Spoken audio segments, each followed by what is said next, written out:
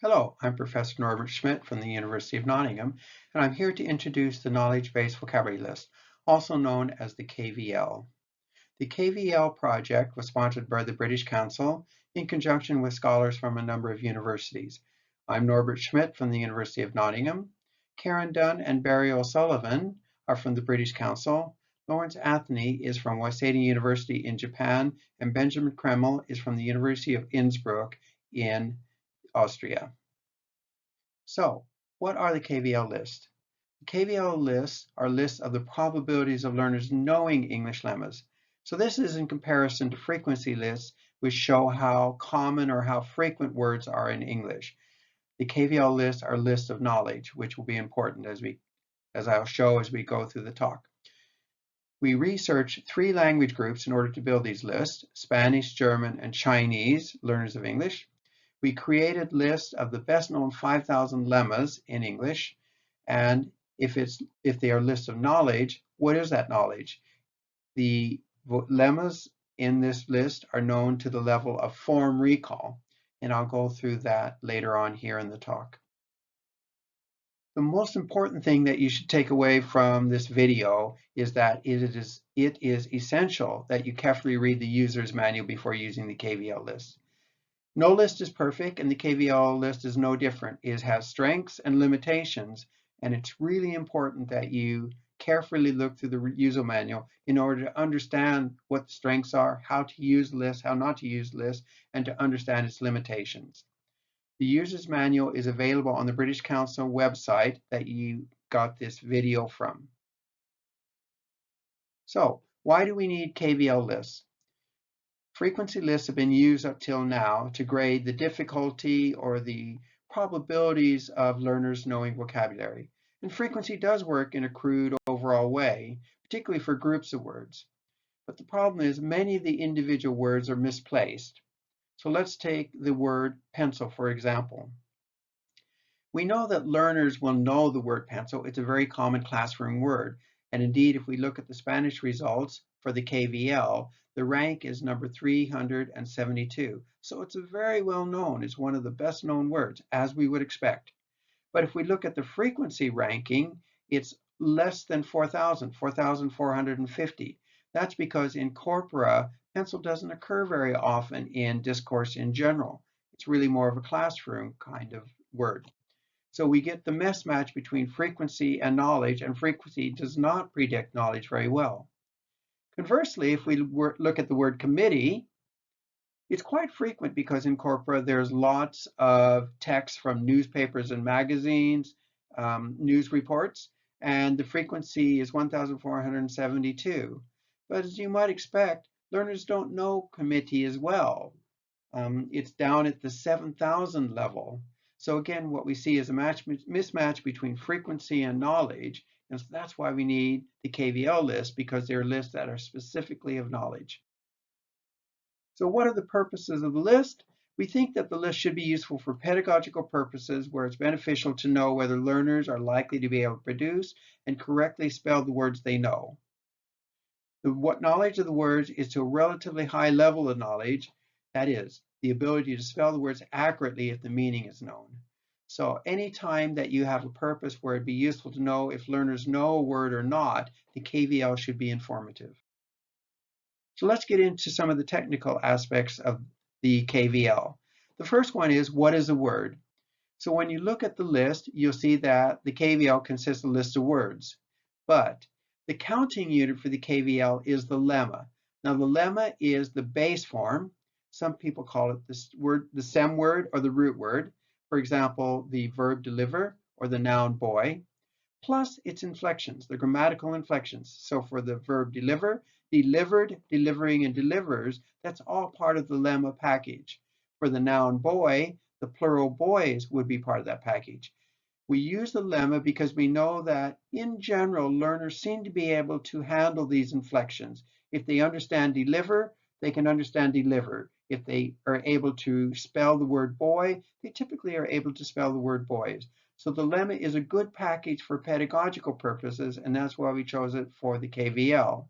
The KVL package does not include derivations.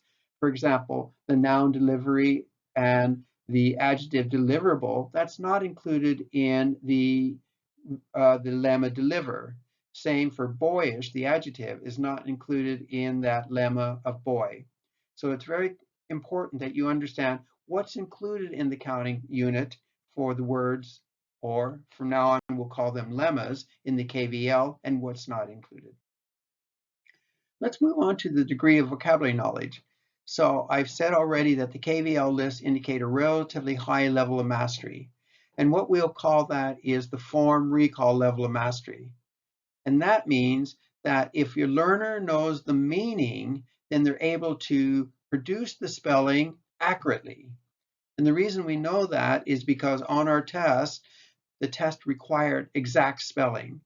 If the spelling was close but not quite, we didn't count that as correct. So the KVL indicates form recall level of mastery, and therefore correct answers on the test really should ensure knowledge of that form meaning linked to that level. In order for you to understand what this level of mastery means, let's look at the test format. So here's an example of a test item from the Spanish test. So it's for the word house. What the learners saw was the translation casa, and then they saw an example sentence in Spanish, and what they had to do was type the correct spelling. So for house, they saw the initial letter H, and then they saw 4 blanks. What they had to do is type in O-U-S-E correctly, and only those 4 letters, the correct spelling, was taken as a correct answer. So you see the English translation in case you don't know Spanish, but the participants who took the test didn't see this. So from this test format, the ability to be able to type in the correct spelling from that meaning prompt, that's the level of mastery that the KVL is working with. I said before that the KVL is not perfect. We think it's a good list for particular purposes, but it's not perfect. One of the problems was we couldn't include all the best known lemmas on the KVL. Ideally, we would have liked to have shown the best known 5,000 lemmas, but unfortunately, we weren't able to test all of those lemmas. So for example, some words have alternative spellings in British or American English. So the lemma color in British has a U. In the American spelling, it doesn't. Same thing with dialogue or dialogue, there's different spellings. Because we required exact spelling on our test, we couldn't test these words that had different spelling because there were different numbers of blanks. So the KVL does not include lemmas that have alternative British and American English spellings. It also does not include taboo or swear words, so you know what these are. The KVL list is meant as a pedagogical list, and we couldn't imagine that any materials or classroom teacher would be teaching these taboo words, and so we did not include them on the list. We did not include proper nouns either, simply because proper nouns like Atlantic Ocean or Eiffel Tower, there's so many of them, there's no way we could make a list that included all of those. The list would simply become too big and unmanageable. Function words are also not included on the list simply because we could not define them. Do and can, how can you define those on a test? It's virtually impossible. So function words are not included. There's only content words that are content lemmas that are included on the test. There are also a few items where the test, items didn't work as well as they should, and we couldn't be very confident on what the ranking was. So the punchline of this is there are a number of lemmas that are not included on the KVL. So you can find those in the user's manual. There are supplementary lists in the user's manuals that outline the words that are not on the list. So it's another indication that it's really, really important for you to understand, read, and comprehend the user's manual so that you can understand which words are on the list and which words are not included. Now, the KVL list is a list of lemmas, and there's 5,000 of them, and they're ranked from number 1, which is the best known lemma, to 5,000, which is the least known lemma on the list. Now, this next point is critical. The KVL list is probabilistic in nature. What that means is that the lemmas earlier in the list, for example, number 50, are more likely to be known than lemmas later in the list. It's not exact, it's not guaranteed, but it's more likely. It's the probability that they'll be known. And the larger the gap between two lemmas on the list, the better the chances that the list will correctly describe that order of knowledge. So for example, if you have lemma at 50 and lemma at 250, the 50 is really, really likely to be known better by most of your learners most of the time. Now, there's a level of precision. We couldn't be so precise that number 50 is known better than number 51. It's just impossible to be that precise. When we ran our statistics, we feel that if the lemmas on the list have a difference of 100 rank places or more, they can be seen as having a different degrees of difficulty, and we can be quite confident of that. So for example, 50, we can be pretty certain that that will be more difficult, that 50 will be easier and learned before 150, a lemma at 150 on the list. So 100 ranked places is a key figure to understand when using the list. As I said before, we tested 3 language groups: Spanish, German, and Chinese learners of English. Originally, we thought we would just condense the list, put all those 3 groups together, and make one KVL list. But what we found was that the difference, the variation between the groups was so large that each group needs their own KVL. And the reason for this is largely because of cognates. Now, cognates are lemmas that have the same or a similar word form in 2 languages. And if the word forms are similar, it makes the words easier in that second language. So let's take the English word generation as an example. We would think generation, okay, learners may not know that lemma so well. It's longer, it's not so frequent. But when we look at the German respondents, we found that they were number 24. That generation was really well known. It was one of the best known words of all. Why is that? And of course, you can see that in German, generation is spelled exactly the same as in English. So of course, it's easier for the German learners. The Spanish learners also did quite well. It was number 251 on the KVL Spanish list, and you can see why. Generation is almost the same spelling. It's not quite, but it's very, very similar. So that made it easier for the Spanish learners to produce the correct spelling. With Chinese being a non-cognate language, they use an ideograph, as you see here, and it's not very surprising that the Chinese had a lower KVL ranking, so about the 1,000 level. So these cognates really made a difference, and so it was impossible to combine the KVL so that each of the language groups has their own specific KVL list. What about other languages? Let's say you teach Indonesian or Japanese. And the simple answer is we don't know how well these lists can describe the learning sequences of learners from other languages. Until we have further research and see how it works out, we simply don't know.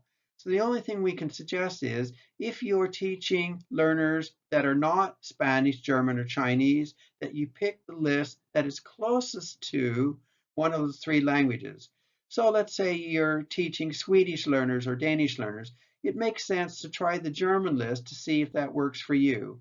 If you're teaching students from Romance languages, Italian or French, then it makes sense to try the Spanish list. If you're teaching a non-cognate language like Indonesian or Japanese, then it makes sense to try the non-cognate Chinese list and see how it works for you. In the future, we'll be creating new lists for different languages. For the moment, we only have 3, so we're launching the KVL with those. But keep an eye out on the KVL website, and you'll perhaps see other languages as well. Until then, you just have to try these 3 and see if it works for you.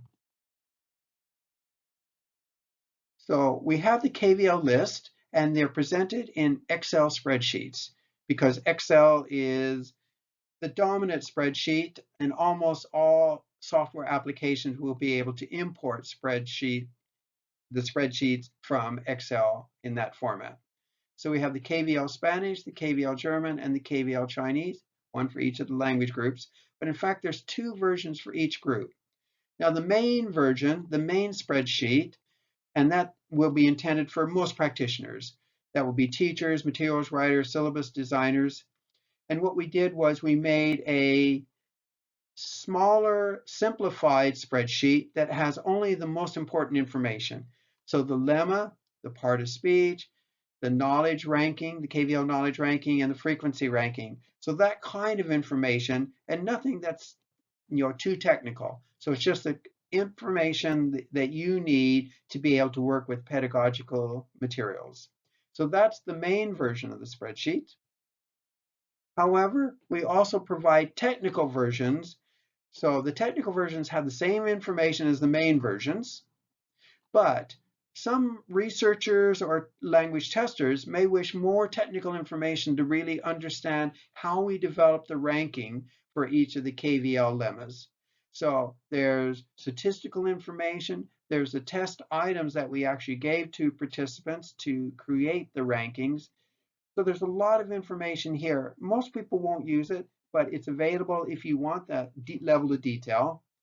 But I'd have to say, to understand the technical spreadsheets, it'll be necessary to read the full research report that's given in the Equinox book. And I'll talk about that on slide 17.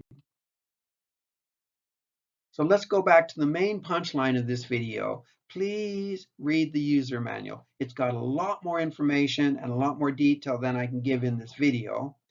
It also includes some do's and don'ts on how to use the KVL list appropriately. So here's just one example. So there's a little X saying the sequence of the lemmas on the list is precise. Well, it's not precise, it's probabilistic. So you have the check mark that actually explains that. So the user manual has been written for teachers and practitioners, test writers, so in a very easy to understand, accessible manner. So please look at that because you really need to know it in order to understand how to use the KVL and how it works. We published a short teacher-focused introduction to the KVL in the journal, TESOL Journal, and you can see what the reference is here, and there's a link. The user manual has a lot more information than this short introduction, but you may want to look at that just to get a little more feeling for the KVL and how it works. But really, the main information is in the user manual. For people who want the full research report of how we conceptualized the KVL, how we developed it, how we tested it, the full range of analyses. So this really is quite a technical report, and it's very detailed, and this is the kind of information people will need if they're going to use the technical spreadsheets. That full book length report is coming out with Equinox Press, so you see the reference there. As I speak here, it's currently being edited, and we expect it'll be published by Equinox Press sometime in 2022, probably the second half. So look out for that if you want the full, detailed, technical report for the KVL and how it was developed and how it was analyzed. So the next step after watching this video is to read the user's manual. Again, it's on the same website that you found this video on. Other than that, the team hopes that you'll find the KVL list useful and that there'll be information that will help you be more effective teachers, testers, materials writers, and syllabus designers.